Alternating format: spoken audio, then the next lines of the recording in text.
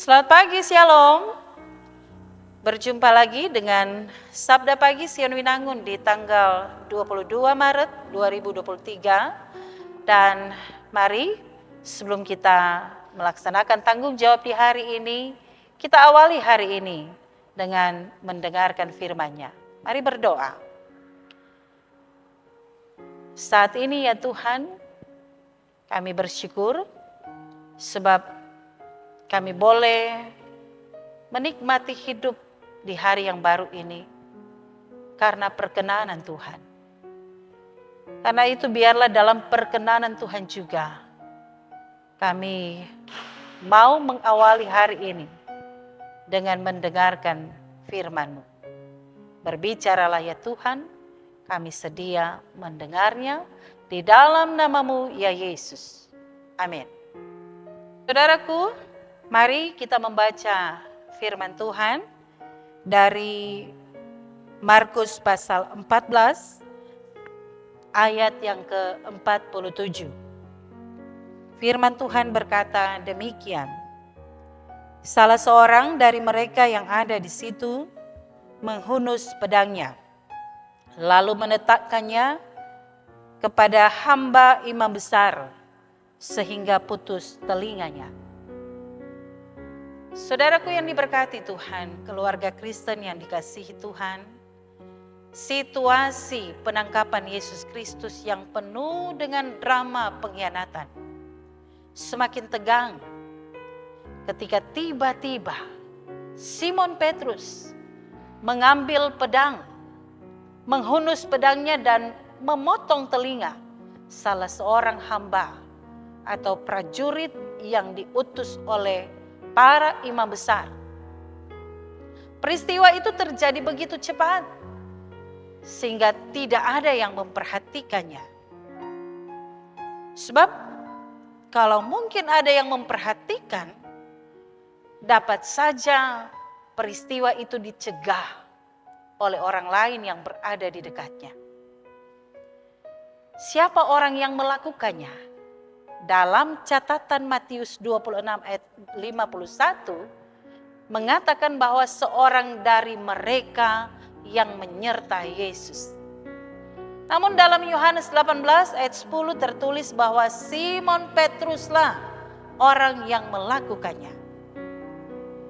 Apa yang ia lakukan adalah satu bentuk pembelaan kepada sang guru yang hendak ditangkap oleh temannya sendiri. Nah, saudara-saudara, murid-murid Yesus Kristus ingin melakukan perlawanan. Ini terungkap melalui ungkapan mereka. Tuhan, mestikah kami menyerang mereka dengan pedang? Kita dapat baca itu dalam Lukas 22 ayat 49. Yesus Kristus tidak pernah mengajarkan tindakan kekerasan kepada murid-muridnya ketika menghadapi berbagai persoalan seperti yang terjadi pada saat itu. Tetapi apa yang mereka lakukan adalah sebuah bentuk kesetiaan kepada guru mereka. Itulah yang dapat mereka lakukan sebagai tanda cinta dan penghormatan kepada sang guru. Apa tanggapan Yesus dengan sikap para muridnya tersebut? Kata Yesus kepada Petrus, sarungkanlah pedangmu itu. Bukankah aku harus minum cawan yang diberikan Bapa kepadaku? Dalam Yohanes 18 ayat 11 menuliskan itu. Pada saat yang genting itu, mujizat kembali Yesus Kristus lakukan. Ia menjamah telinga prajurit itu dan menyembuhkannya. Kasih Yesus Kristus tidak pernah hilang.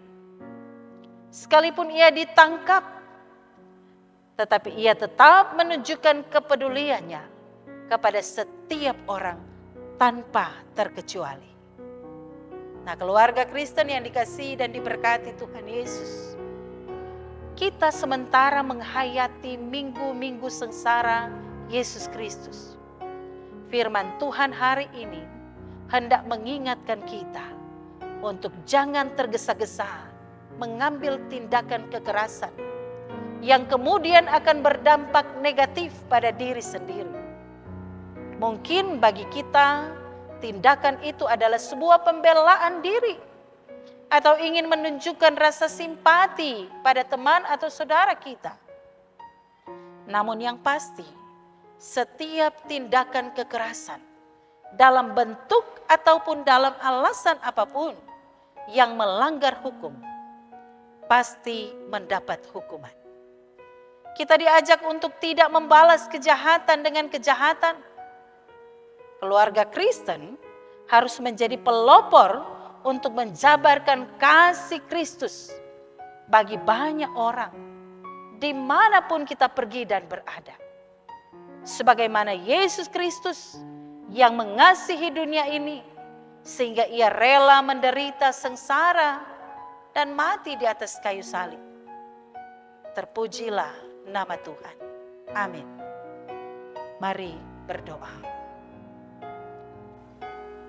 Ya Tuhan Allah, mampukanlah kami untuk dapat mengendalikan hati pikiran kami, supaya kami tidak cepat terbawa emosi, sehingga dalam situasi-situasi tertentu mengambil keputusan yang pada akhirnya membawa pada kehancuran hidup.